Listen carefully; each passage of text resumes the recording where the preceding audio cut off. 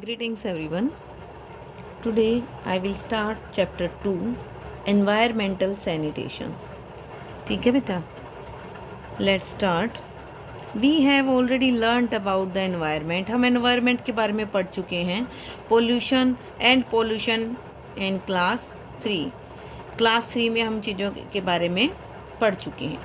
Every day a large amount of waste is produced in a city और town. शहरों में या नगरों में एवरी डे हर रोज़ बहुत ज़्यादा मात्रा में वेस्ट प्रोड्यूस होता है. वट वुड हैपन, क्या हो if it was not disposed और प्रॉपरली, यानी ढंग से अगर ये डिस्पोज ना हो तो क्या हो. It would pose a great risk to the environment, यह जो है एनवायरनमेंट के लिए बहुत बड़ा खतरा हो जाएगा. सो सैनिटेशन इज़ एसेंशियल, इसीलिए सैनिटेशन जो है क्या है, एक बहुत ज़रूरी है. Sanitation means removal of waste and maintenance of hygienic living condition in our surroundings. अब sanitation क्या होता है? sanitation होता है बेटा कि जो वेस्ट होते हैं उसका रिमूवल करना, यानी उसको ख़त्म करना, एंड मेंटेनेंस, और जो लिविंग कंडीशन, जो हमारी जीने के लिए जो कंडीशंस हैं, जो हाइजीनिक कंडीशंस होती हैं, उनको मेंटेन करने के लिए, ताकि हम अच्छे से स्वस्थ रह सकें. ठीक है. उसके बाद टाइप्स ऑफ वेस्ट हैं बेटा. Based on the nature of its decomposition, waste matter is classified into biodegradable and non biodegradable. Decomposition का मतलब होता है बेटा कि जो ये सब्सटेंस जो होते हैं उनको तोड़ना, यानी जो वेस्ट मटेरियल होता है उनको तोड़ना इस तरह से कि वो नेचुरल प्रोसेस से वो टूट जाएं अपने आप, वो डिकम्पोजिशन कहलाता है. वेस्ट मटेरियल को, यानी कि वो अपने आप कैसे ख़त्म हो जाएं. कुछ चीज़ें होती हैं जो टाइमली धीरे धीरे अपने आप ख़त्म हो जाती हैं, और कुछ चीज़ें ऐसी हैं तो जो नहीं ख़त्म होती. ठीक है. तो उसके अकॉर्डिंग इनको हम दो टाइप से बांटते हैं, बायोडिग्रेडेबल और non biodegradable. First is biodegradable waste. Waste that get easily decomposed, ऐसा वेस्ट जो इजीली डिकम्पोज्ड हो जाता है, और broken down by micro organism, और जो माइक्रो ऑर्गेनिज्म मतलब छोटे छोटे जो ऑर्गेनिज्म होते हैं उनसे वो टूट जाता है, सच एज बैक्टीरिया, फंजाई, जैसे बैक्टीरिया और फंजाई हैं, and so on are called biodegradable waste.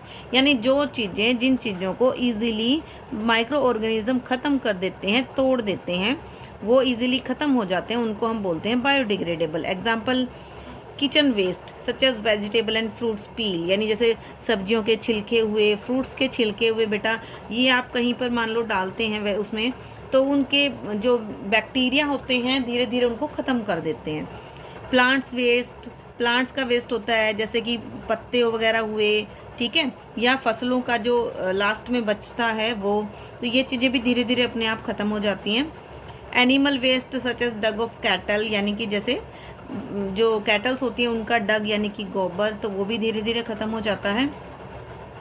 Biodegradable waste decompose quickly, यानी कि ये बहुत जल्दी कंपोज हो जाते हैं, डिकम्पोज हो जाते हैं, ख़त्म हो जाते हैं. Can be used as manure, manure मतलब खाद, और इनको हम फिर खाद की तरह यूज़ करते हैं. ठीक है. उसके बाद है आपका नॉन बायोडिग्रेडेबल वेस्ट.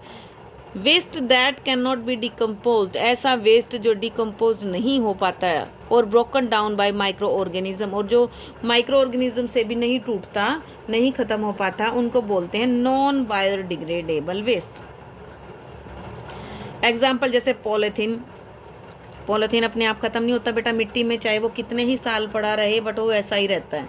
ग्लास यानी शीशा, प्लास्टिक यानी प्लास्टिक की बोटल्स वगैरह जो आपने देखी हैं, इसी तरह का प्लास्टिक, तो ये ऐसी चीज़ें होती हैं बेटा जो अपने आप ख़त्म नहीं होती मिट्टी में रहने के बाद भी.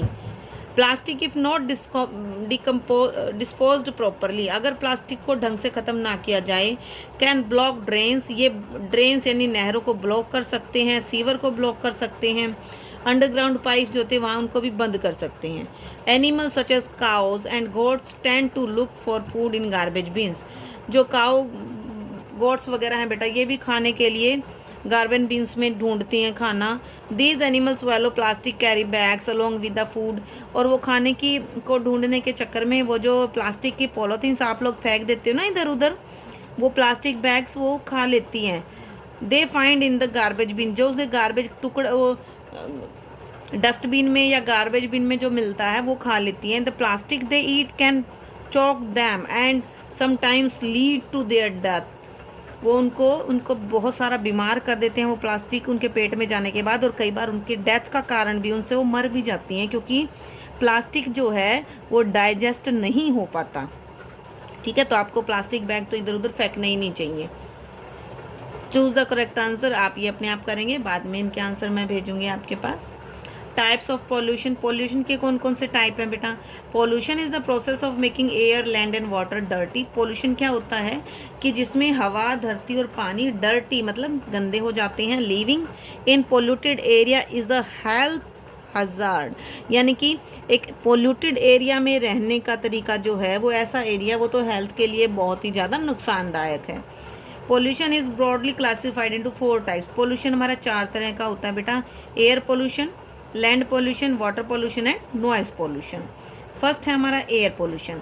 Air gets polluted mainly due to the following. Air pollution क्यों होता है वो रीज़न ये दे रखे हैं बेटा। बर्निंग ऑफ गार्बेज, कूड़े को जब जलाते हैं उससे वो जो धुआं उठता है। Smoke release from industry, industry मतलब जो फैक्ट्रीज वगैरह होती हैं बेटा, वहाँ से जो धुआं निकलता है। Toxin poisonous fumes emitted by vehicle, जो व्हीकल से ब्लैक और जहरीला धुआं निकलता है, इनकी वजह से भी आपका एयर पोल्यूशन होता है। नेक्स्ट है आपका breathing polluted air cause respiratory problem such as asthma and wheezing. जो पोल्यूटेड एरिया होता है वहाँ पे हवा पोल्यूटेड हो जाती है और फिर उसमें सांस लेते हैं, उसकी वजह से हमें ये सांस लेने वाली प्रॉब्लम हो जाती है। इनको रेस्पिरेटरी प्रॉब्लम बोलते हैं, जैसे कि अस्थमा और विजिंग। नेक्स्ट है आपका प्रिवेंटिंग मेजर्स, यानी इनसे बचाव के क्या क्या तरीके हैं, किस तरह से इनसे बचा जा सकता है। Garbage and plastic should not be burned in public places. जो गार्बेज, कूड़ा और प्लास्टिक होती है उसको पब्लिक प्लेस में ना जलाएं। We should ensure that our vehicle do not emit toxin smoke on the road. हमें ये ध्यान रखना चाहिए कि हमारे जो व्हीकल हैं उनमें से वो गंदा, काला, जहरीला धुआं ना निकले। This can be done if our vehicle are tested regularly for the level of harmful gases released by them. यह किया जा सकता है कि अगर हम अपने व्हीकल को चेक करवाएं रेगुलरली कि वो उसमें से जो गैस निकल रही हैं वो हार्मफुल लेवल तक ना पहुँचे। There are special instrument to check the emission level of vehicle. इस तरह के बेटा इंस्ट्रूमेंट यानी औजार, इंस्ट्रूमेंट कह सकते हैं जिनसे हम वो चेक कर लेते हैं। जैसे मान लो इंसान को बुखार है तो थर्मामीटर से चेक करते हैं ना कि उसको फीवर है या नहीं है। इसी तरीके से व्हीकल को भी चेक कर सकते हैं। ऐसे इंस्ट्रूमेंट हैं कि उनका जो लेवल है धुएं का वो किस लेवल का है। Factory should keep smoke emission under control by using cleaner fuels. तो फैक्ट्रीज जो होती हैं बेटा वहाँ से भी काफ़ी धुआं आता है, तो उनको भी वो अंडर कंट्रोल करना चाहिए। उनको क्लीनर फ्यूल वगैरह के यूज़ करनी चाहिए जिससे धुआं कम आए। एग्जाम्पल लेड फ्री पेट्रोल, उनको जो पेट्रोल वो उनको यूज़ करना पड़ता है वो लेड फ्री यूज़ करें या फिर सल्फर फ्री कोयल यूज़ करें। Factories should install filtering device in smoke stacks and clean there chimney regularly. उनको इंस्टॉल करनी चाहिए ये फिल्टरिंग डिवाइस जिससे कि वो फिल्टर हो सके वो धुआं बेटा, उससे फिर जो गंदा होगा वो नीचे ही रह जाएगा, ऊपर जो बाहर निकलेगा वो बहुत ज़्यादा गंदा नहीं निकलेगा। और उनकी चिमनीज़ हैं जो वो उनको भी वो टाइम टू टाइम उनको वो क्लीन करवानी चाहिए। ठीक है बेटा, तो आज हम यहीं तक करेंगे, कल नेक्स्ट टॉपिक स्टार्ट करेंगे।